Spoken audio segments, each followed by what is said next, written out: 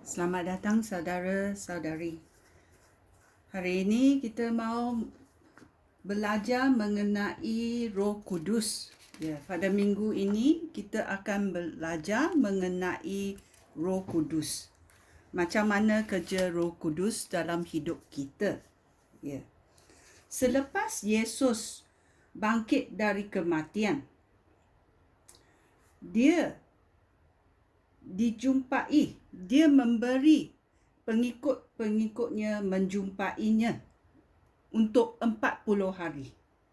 Kemudian mereka bergabung bersama-sama dengan dia di tempat bukit, di atas satu bukit, ya. Dan dia, iaitu Yesus Kristus, telah naik ke syurga. Mereka menengok Yesus Kristus naik ke syurga. Ini berlaku dalam mata mereka sendiri. Ya. Dalam Kisah Rasul-Rasul babak 1 ayat 1 sampai 11 kita mendengarnya. Ini bukan cerita dongeng. Ini adalah dalam Alkitab. Saudara Theophilus yang terhormat, di dalam kitab saya yang pertama, saya telah menerangkan segala perkara yang dilakukan dan diajar oleh Yesus sejak dia memulakan pekerjaannya, sehingga pada hari dia diangkat ke syurga. Sebelum Yesus diangkat ke syurga, dia dengan kuasa Roh Allah memberikan petunjuk kepada rasul-rasul yang telah dipilihnya. Selama 40 hari setelah kematiannya, banyak kali Yesus menunjukkan diri dengan nyata sekali kepada rasul-rasul itu, sehingga tidak dapat diragukan lagi bahawa dia benar-benar hidup. Mereka melihat dia dan dia berkata-kata dengan mereka tentang pemerintahan Allah. Apabila mereka berkumpul, Yesus memberikan arahan ini kepada mereka. Janganlah tinggalkan Yerusalem, tetapi tunggulah pemberian yang sudah dijanjikan oleh Bapa aku dan yang sudah aku beritahu kamu dahulu. Yohanes Pembaptis kamu dengan air, tetapi beberapa hari lagi kamu akan dibaptis dengan Roh Allah. Ya. Sungguh baiknya. Apabila rasul-rasul itu berkumpul dengan Yesus, mereka bertanya kepada Yesus, "Tuhan, adakah sekarang Tuhan mahu memulihkan pemerintahan bangsa Israel?" Yesus menjawab, "Kamu tidak perlu mengetahui masa dan waktu yang sudah ditetapkan oleh Bapa aku. Kerana hal itu hak Bapa aku.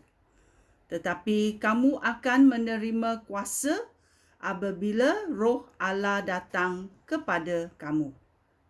Lalu kamu akan menjadi saksi-saksi aku di Yerusalem, di seluruh Yudea dan Samaria, serta sampai ke hujung bumi."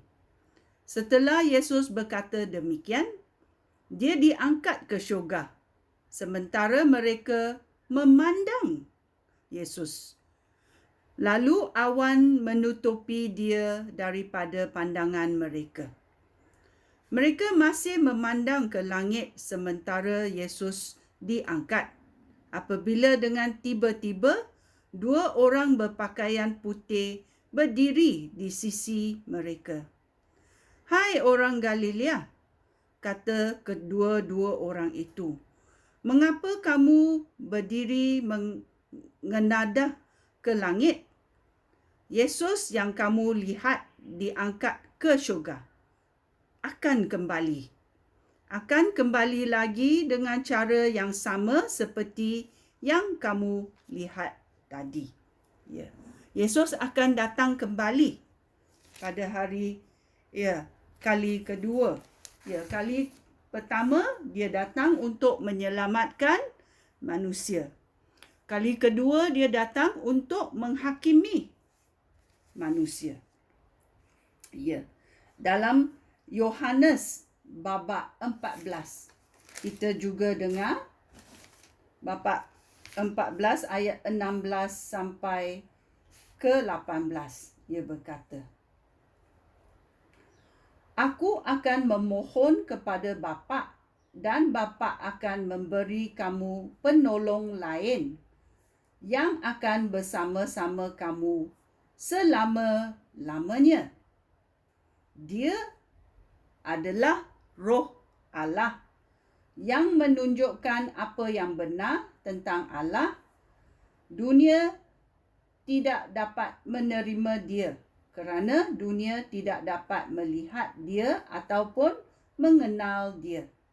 Tetapi kamu mengenal dia kerana dia tinggal dengan kamu dan bersatu dengan kamu.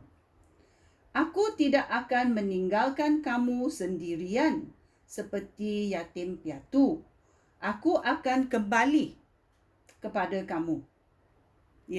Itu adalah janji Tuhan kepada kita bahawa dia tidak akan meninggalkan kita seperti yatim piatu. Dia akan memberi kita Roh Allah yang menunjukkan apa yang benar tentang Allah. Dalam Yohanes babak 16 ayat 5 sampai 7 juga berkata,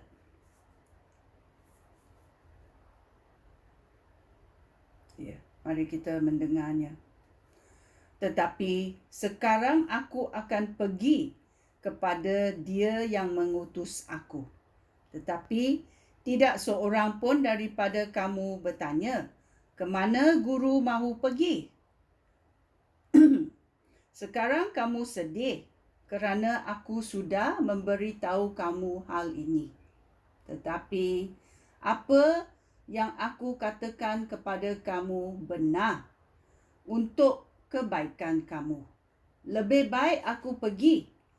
Jika aku tidak pergi, penolong itu tidak akan datang kepada kamu.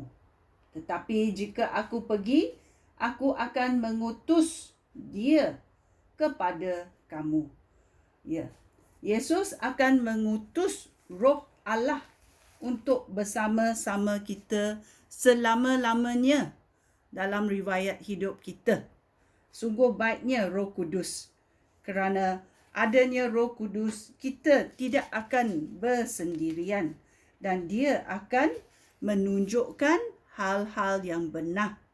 Dia akan seperti seorang sahabat yang karib. Bersama-sama kita selama-lamanya. Kita mesti teliti mendengar ayat-ayat Roh Kudus. Apa yang dia berkata kepada kita. Macam mana kita mengenal Roh Kudus. Pada minggu ini, kita akan belajar mengenai Roh Kudus. Marukah kamu bersama-sama? Sekian, terima kasih. Shalom.